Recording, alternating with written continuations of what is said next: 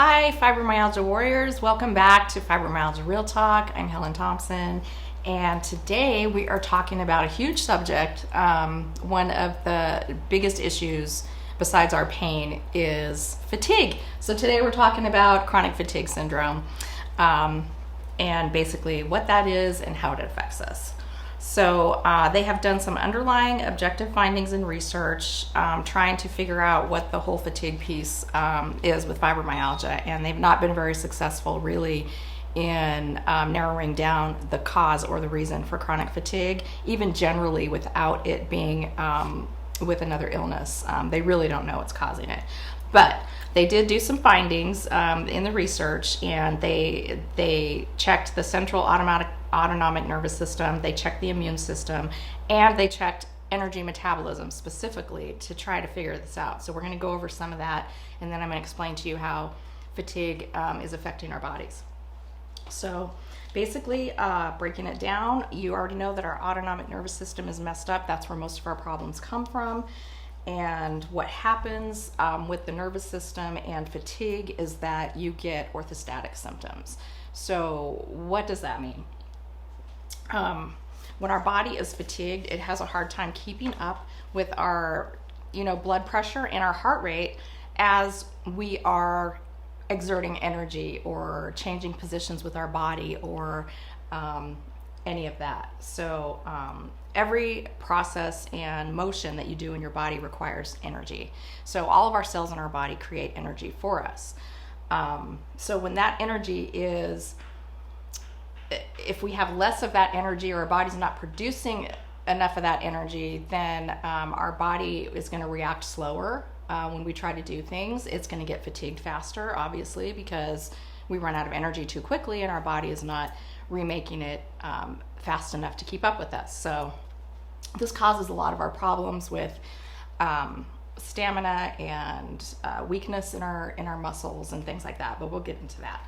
So when we go from laying to sitting to standing, or bending over and then standing straight back up, what happens when you normally change position of your body automatically increases your blood pressure because you need to get the oxygenated blood flow to your brain. So when you're going from laying down to sitting, obviously there's not a lot of energy going on there, so your blood pressure can stay pretty low and you're getting what you need for your body to function. But for that brain body connection to happen, you have to have that oxygen flow to your brain.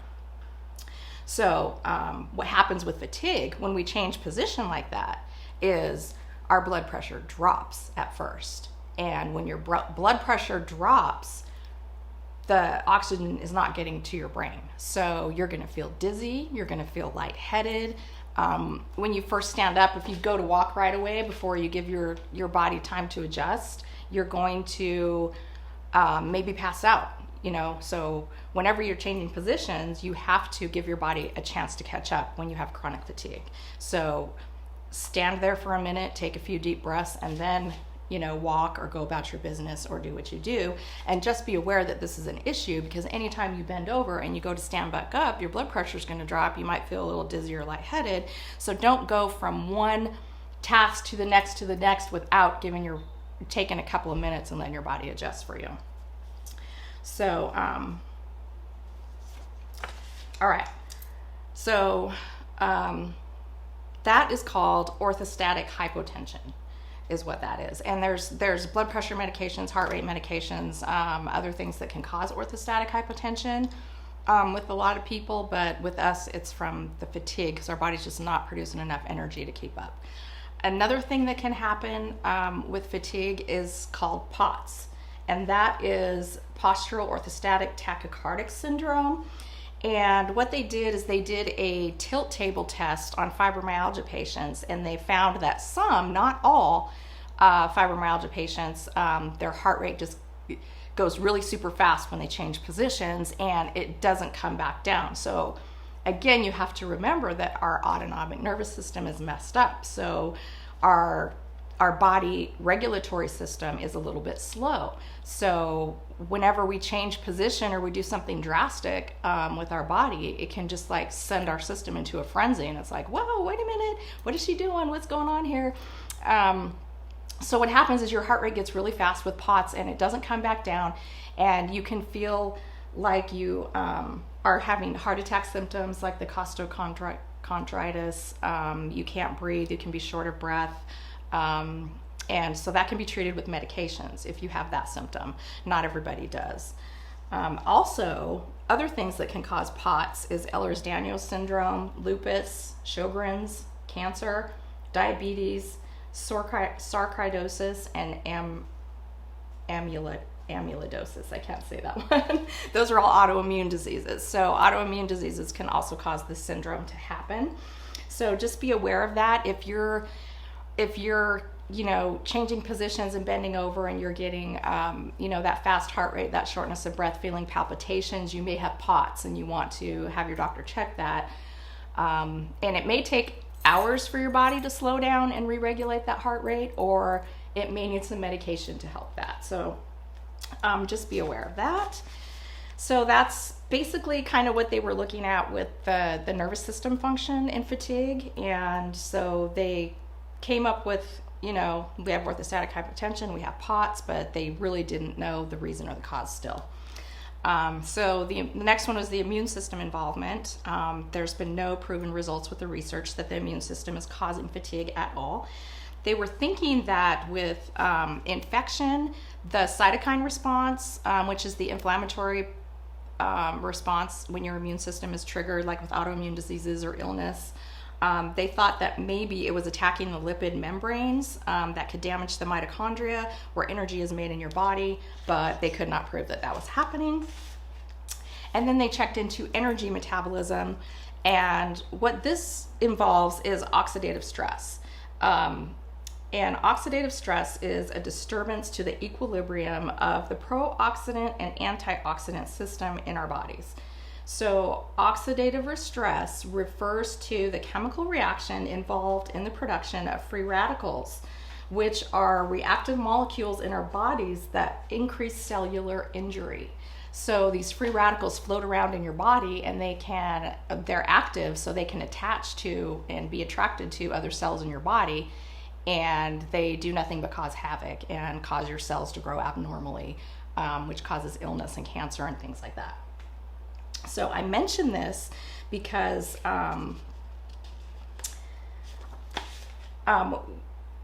we have to combat these free radicals in our system, whether it's a cause of our fatigue or not. So I just thought I would mention it here because it's an important subject. So how we do that is we have to take in antioxidants through our diets.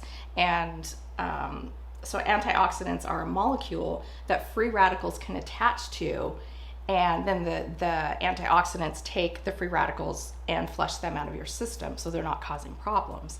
So if you don't have enough antioxidants in your system and the pro-oxidants are creating these free radicals, then you have these free radicals floating around all over in your system, and they're causing illness and cancer and wreaking havoc in your body. So antioxidants are very important to our diets and to our health. And this is why I take turmeric or alpha lipoic acid. They're both over-the-counter antioxidants that you can get. They're very powerful, and they really do help a lot with combating this problem. So environmental factors that cause free radicals in our body: ozone, cigarette smoke, pollution, pesticides, different cleaners, radiation, diets that are high in sugar, fat, and alcohol. So you really want to monitor those things and try and stay away from as much of that as possible. Or, like I said, just increase your antioxidant flow, because some of these things we have no control of.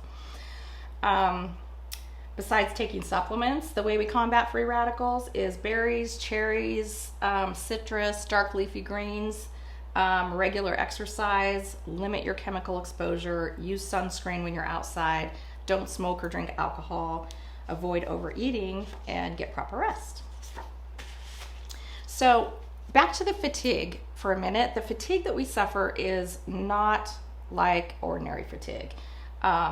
It's much more than just not getting enough sleep, or we overexerted ourselves, so we're just a little bit too tired. And let me give you a couple examples of this. So those of you who are muggles and don't have fatigue or fibromyalgia, let me try to put this in point for you. So when you go outside, maybe on the weekend, and you have some chores to do, and you're doing gardening, mowing the lawn, repairing a fence, doing all this, active stuff, and at the end of the day, you come in and you sit on the couch and you're just like, oh my gosh, I'm so tired, I'm exhausted, my body hurts, I just want to rest. Well, guess what? That is how we wake up every morning. We start our day in that form of fatigue, okay? So if we're already starting our day the way that you end your day, then our fatigue is a lot more significant than your fatigue. So don't tell us that we just need a rest, we need to take a nap, or whatever, because it's just not the same, and it's just not, it just doesn't compare to what you guys are feeling. Some examples for me, okay?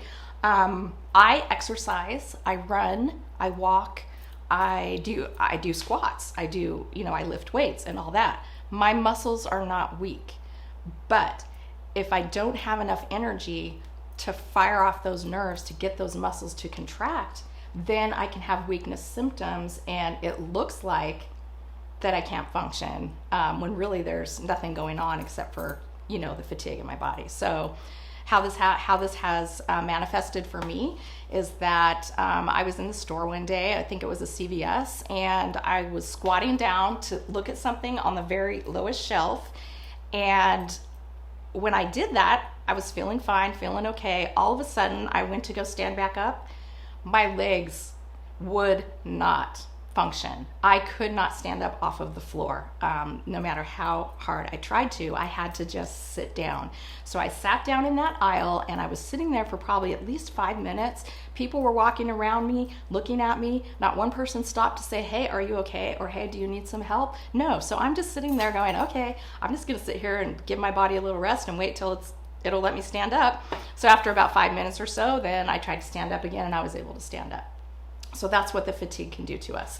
If we go to the mall, or we go to Disneyland, or we go someplace where we're going to be required to walk for long periods of time, what happens is when our fatigue starts hitting in, which usually takes about 2 hours for me, and then I have to take a rest, but you can become so overwhelmed with the fatigue that you start yawning constantly, that your body just starts feeling heavy, like your legs feel heavy, like it's hard to get them to move and do what you're telling them to do. You kind of feel like you're in slow motion. And when that starts coming on, you just have to get home as fast as you can and lay your body down, because that's your body telling you, okay, you know what? I have no more energy left for you, and I have to shut you down for a little while.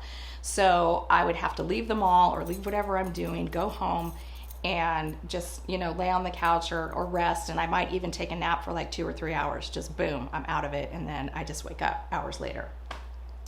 The other really serious fatigue problem I had, I'm a nurse and I work 12-hour shifts. So sometimes at work, I can get really fatigued. So what usually happens when I'm at work is I start yawning. And when I start yawning during the day, that is my clue that, oh man, my body is starting to shut me down. I will yawn and yawn and yawn maybe like 20 times an hour. And so then I have to leave work, I have to come home. So this happened to me at work one day. It took them almost 2 hours to find a replacement for me. So by then my eyes are going closed and my body is feeling really like I'm gonna collapse. I have to drive a half an hour to get home on the freeway. I was really nervous about that, but I went ahead and I drove home. As soon as I got home, I fell to my knees as soon as I got in the front door, and I had to literally crawl to my bed because I had no more energy to stand, pulled myself up into my bed, and literally I slept until the next day. So probably like 8-9 hours right in a row.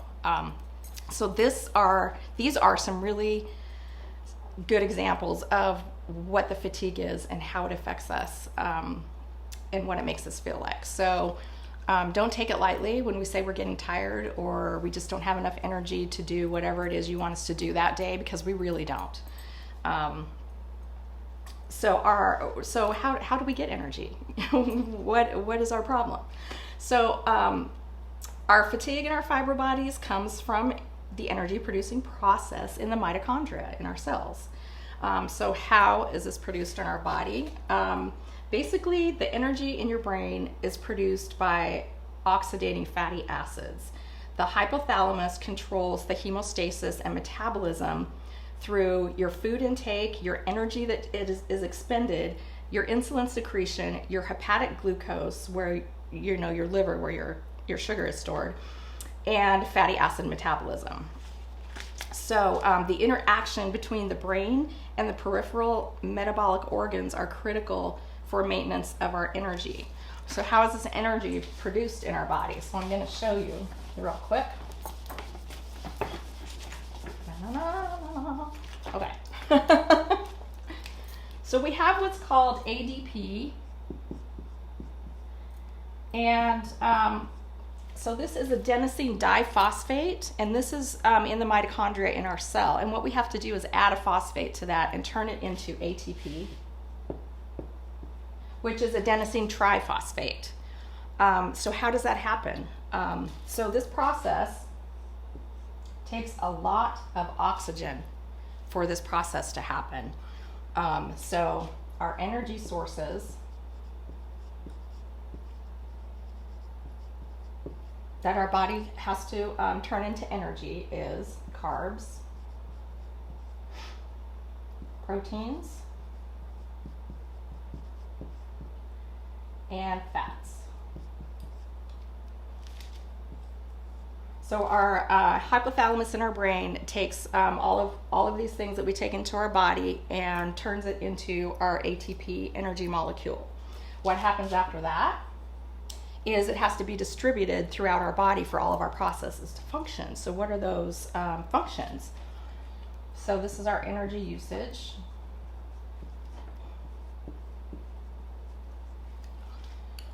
So how do we use energy? Biosynthesis,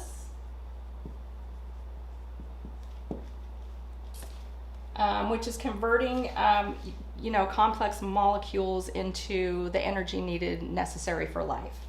And then we have detoxification.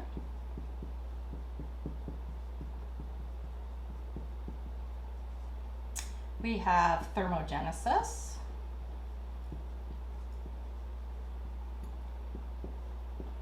And we have muscle contraction.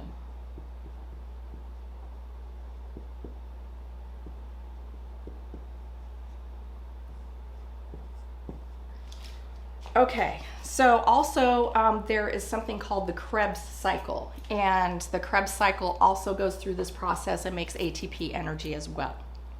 And the way that works is when you eat your, like when you take in citric acid and other things like that, which is one of the reasons that I take magnesium malate, because it has the malic acid in it, which comes from apples, and it helps your body do this Krebs cycle, and it helps it produce ATP energy. So not only does magnesium help with your muscles and your functions and your cramps and things like that, it also helps your body create energy. So that's why it's the best magnesium supplement for fibromyalgia. Then I also take CoQ10. I've talked to a lot of people about this supplement. It's a supplement that a lot of cardiologists give to their cardiac patients, because cardiac patients also have problems with energy and producing energy. So CoQ10, all it does is help this system right here function, and helps your body create more energy. So that's what it's for. That's what it does. I take it every day. I don't drink, I don't have to use anything else for my energy. Sometimes I have too much energy.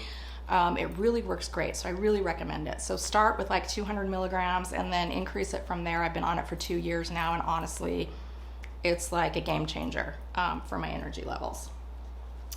All right. So why aren't we producing energy, and what is wrong with our cycle here? Well, experts believe that we have a reduced amount of oxygen in our muscle tissues. And as I explained, it takes a lot of oxygen or this process to happen to make energy. So what they did is they did some muscle biopsies on fibromyalgia patients, and they checked several things, but one of the things they checked was the amount of oxygen in our muscles, and found that we don't have as much oxygen as normal people do. So that is slowing down this process.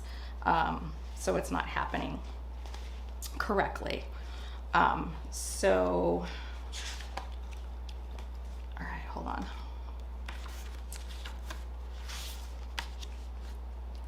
All right, so how can we get our own bodies without using, the magnesium malate helps, the CoQ10 helps, but how can we get our own bodies to start increasing this process, creating more ATP, creating more mitochondria cells to create more ATP? So mitochondria cells can multiply when you have increased energy need in your body. So basically the only way for you to create more energy is to create a need for that energy. So sitting around on the couch and lying in bed all day are not going to help your fatigue. They are not going to help you get any more energy. And actually your mitochondria cells that are functioning won't create ATP if you're not using energy. So the cells you already have aren't going to create energy, and then you're not going to create more of those cells to give you more energy, if that makes sense. So long story short, the mitochondria converts all carbs, proteins, and fats into ATP. This process takes a lot of oxygen, and so when we have limited oxygen, the process shuts down, allowing the oxygen that we do have to get to our vital organs for functioning. So experts believe that fibromyalgia patients have a reduced amount of oxygen in our muscles. They did muscle biopsies on fibromyalgia patients, and they have found that this is true. Why, they don't know. So that's still a mystery. But why would we be low on oxygen in our muscles and our tissues? Well, one reason could be heart problems, circulation problems, things like that. Lung problems, if you have sleep apnea or asthma or COPD, anything like that, usually you're not taking in enough oxygen and your CO2 levels are higher than your oxygen levels in your body. Not breathing deep enough can cause you to not take in enough oxygen, especially over a long period of time, and not exercising enough is also something that will go against you. So basically, a way that we can get more oxygen into our body for this process to happen better is we need to be doing exercising, number one, but deep breathing every day, because when you're in chronic pain, you tend to breathe more shallow. And when I say shallow breathing, I mean like you're just breathing with your upper airway, the upper part of your chest. You're not getting that abdominal breathing that really takes in the oxygen and gets it into the tissues, into the bloodstream, and takes it where it needs to go. So what I do is I do yoga, because yoga breathing really helps this process. And I can tell you guys, when I do my yoga and I do it for 15-20 minutes, when I am done, wow, I feel like I've been rejuvenated in my whole body, just because of all that breathing and taking in the oxygen and getting it into those muscles and getting them working. You can feel the difference, and it's just amazing. So what I do now is I set a timer on my iWatch, and you can set one on your phone. There's probably a breathing app that you can get to remind you to deep breathe every hour. Just consciously think about it. Just take 5 deep breaths in through your nose, chest rising, let it all the way out, and just do some of those every hour throughout the day, because when you're just breathing like this, you're not getting any oxygen in there. I mean, it's just not working for you at all. So please, it's really important, especially because we're not as active as we could be, to breathe in that oxygen. Now, when you're exercising and you're running around and you're like really, getting the oxygen moving into your body, that's a good way to do it too. But if you're not there yet and you're not able to do that aerobic kind of exercise and get your heart rate and your lungs and everything going, then starting with deep breathing and starting with yoga is a good way to start. Okay, so what are some other types of fatigue that we have besides the physical? We have mental fatigue, or fibrofog. It causes low motivation, difficulty with focus and concentration and judgment, among many other things we know. Word finding, slurring our words, not remembering things, all of that good stuff. That's mental fatigue. Physical fatigue, which we just talked about, comes from not having enough energy of our muscles, but physical fatigue is defined as inability of muscles to perform at high energy or do repetitive activity. So like I said before, if you want to be able to go to Disneyland and walk around the park all day, you might have to do some things to help your body work up to that and to get more oxygen flowing through your system.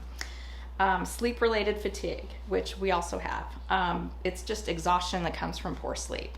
That's just, one of our issues. It's not ever going to go away. We can't make that one better, so we have to work on the things we can make better. So we experience all these types of fatigue in our fibro bodies, and really there's no good medications to treat fatigue except for the ones that I've already mentioned to you, the magnesium malate and the CoQ10, the deep breathing, getting that oxygen flowing through your body, and exercising so that you create more mitochondria and create more ATP running through your body. So an important thing we have to talk about is a lot of people seek out stimulants like Adderall and caffeine for energy. This is the worst thing that you can do for your fatigue, and let me tell you why. Our brains are already overactive and just just going faster than everybody else's. And when you take stimulants, you're increasing that rate. So now your brain might be going 5 times faster than everybody else, but you take Adderall or you drink caffeine, now you're going 10 times faster than everybody else. What is that going to do to your fibromyalgia? It's going to make all of your symptoms worse, because now you're firing off, instead of firing off 10 pain messages, you're firing off 20 because you've just increased the amount that your brain is working. Okay, and then what happens is when it wears off, you're even more tired than you were before you drank it because you didn't have any energy in the first place, and now you just crashed all your energy and there's nothing left to sustain you through the rest of the day. And this is a terrible cycle to get into, and it's very unhealthy, and it's just not worth it. So with the Adderall, honestly, it's not a long-term fix. It's only meant to use for short period of times, 12 weeks at a time, and I just don't think that it's a good option. Caffeine and energy drinks, they cause crashing, like I said, which is bad for your body, and they also act as diuretics, which could cause dehydration, kidney stones, and kidney failure. So why would you want to add all that drama to your list because you're constantly drinking these drinks? Caffeine causes you to have increased blood pressure. So if you have high blood pressure and you're drinking a lot of caffeine, maybe it's the caffeine. You need to stop it. It increases your heart rate. It increases cardiovascular disease, and it also messes with your sleep-wake cycle. So really, the Adderall and the caffeine are really making all of your problems worse and fighting against you. So please try one of these other things and some of these other options before you go to those things. And like I said, since I've been on the CoQ10, sometimes if I'm really sluggish in the morning before I take my CoQ10, I'll have 1 cup of coffee. That's all I ever have, if I have any. I don't have to drink any caffeine throughout the day anymore, and I do fine. I get through my days, and it's awesome. So try it out.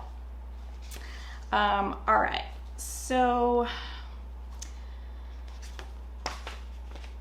severe fatigue can cause feelings of frustration, sadness, guilt, despair, which can lead to depression, and the stress we put ourselves under makes the fatigue worse. Feeling constantly overwhelmed can exhaust us even more. So another thing that can make our fatigue worse is your diet. So a meal high in carbs can cause reactive hypoglycemia that occurs about 2 to 3 hours after a high carb meal. This is known as the crash. It's kind of the same as the caffeine crash, but this one's a little bit more serious to your body. So as a result, your body can produce too much insulin. When you eat all those carbs, your body has to produce insulin to get that sugar out of your bloodstream. Okay, so you're signaling your body to release too much adrenaline.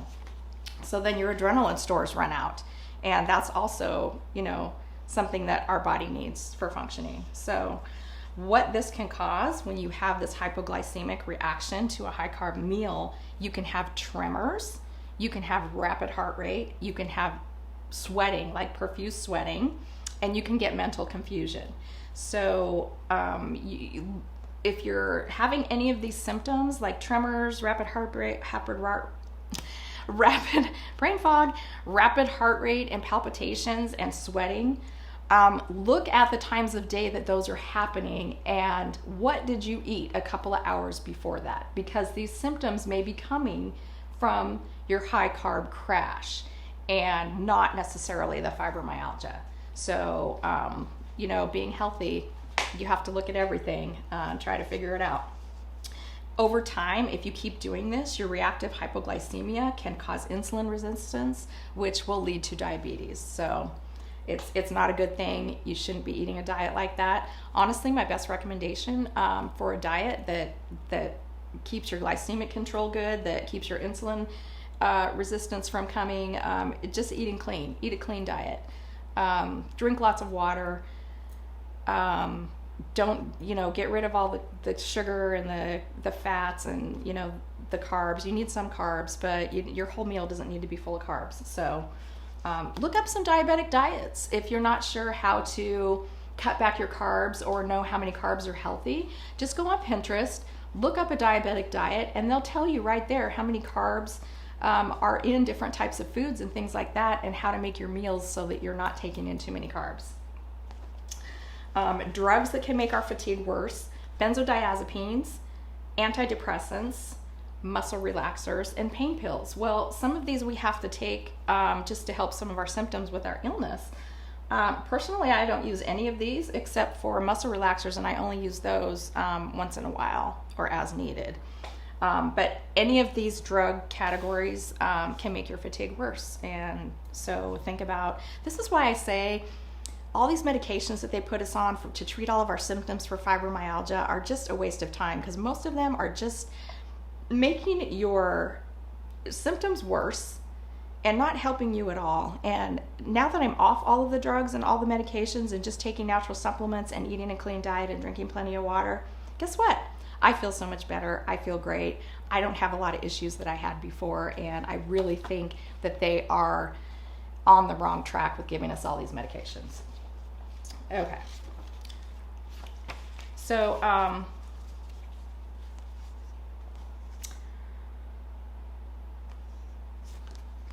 the best way to treat your fatigue. All right, let's get some examples of how we can fix our fatigue, okay? Let me get this off the board.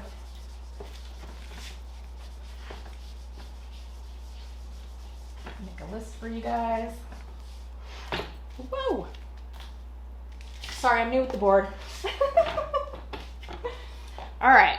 And this thing is not really sturdy. All right, so we already talked about deep breathing.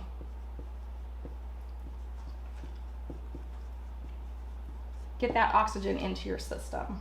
Supplements.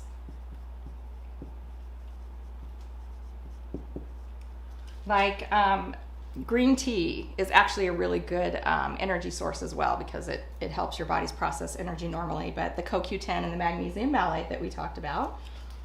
Other ways we can combat the fatigue is learn to delegate.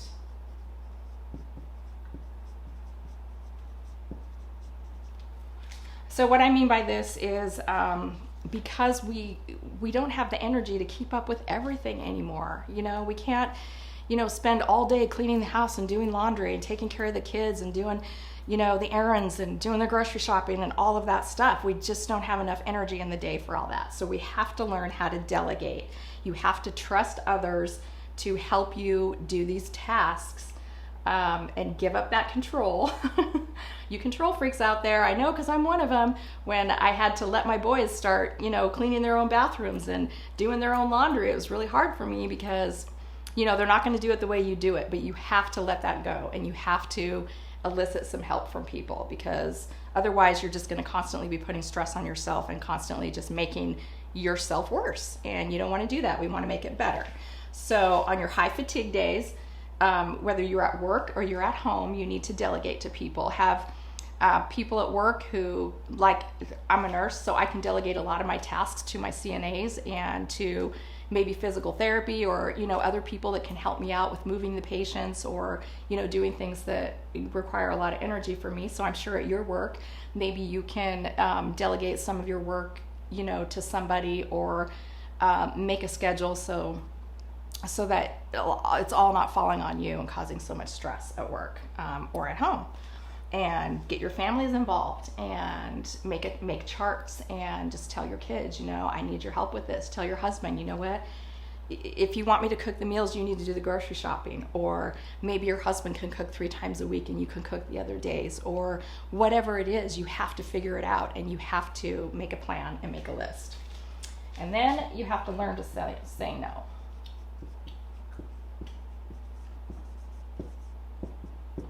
This one's important because if you're like me, you're that super mom and you want to, be the team mom, for all their sports. You want to go to all their games. You want to, run the kids around, do whatever it is you do. People call you and ask you, oh, can you help with this project? Or, oh, we would really love you to, be on this panel, or we'd really love you to come, and help us with this. I used to be that person that said yes to everybody and did it all.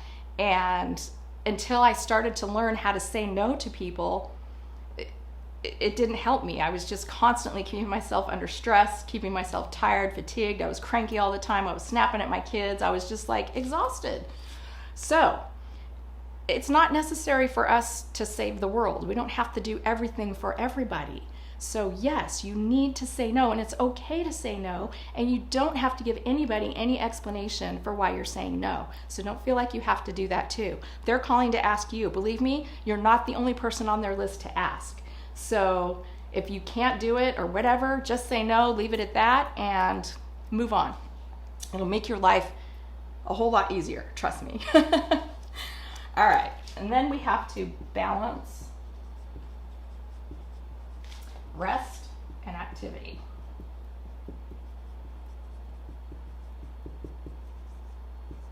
Sorry. All right. So how do we do that?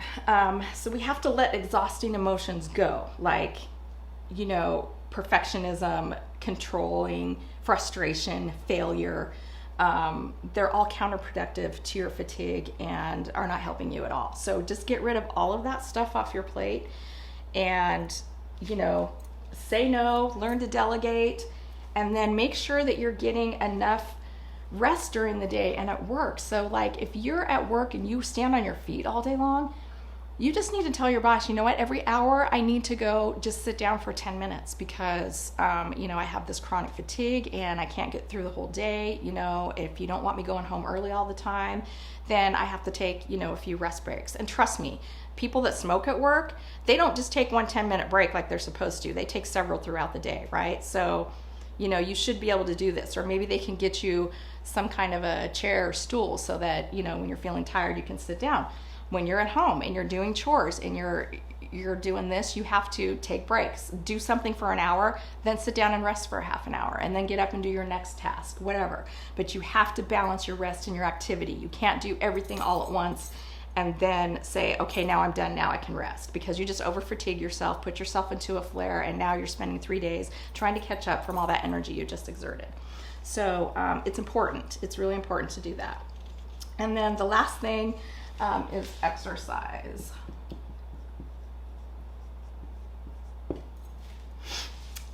The more you increase your need for oxygen, like I said, the more mitochondria cells will be produced and you will increase your ATP energy. So if that just means that you come home from work and you sit down and you rest for a half an hour to an hour, take some time for yourself, de-stress, relax, have dinner with your family, then go out for a little walk. Even if you just walk to the end of the block, or you walk your mile, or whatever it is you do, that kind of exercise, just 5 or 10 minutes every day is going to help your body create more ATP energy. And so in order to keep that energy going, you have to do it. And yes, sometimes after we exercise, we feel more exhausted after instead of feeling energized like people do.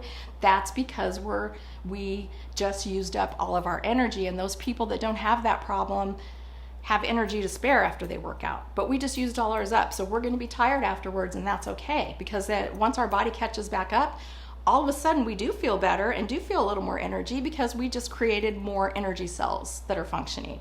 So we get our little lift from exercise a little bit later instead of immediately like everybody else. So don't give up and don't think that, you know, this is just not working, because it is, and it is helping your body a lot to do that. So anyway, the point is that we just need to be better organized. We need to understand our bodies and how they're functioning and how we can help ourselves, because a lot of this fibromyalgia and fatigue is what we are doing to ourselves, and we can help to make it better. So I hope this helps. I hope you guys understand fatigue a little bit better, and have a great day, and I'll see you next time.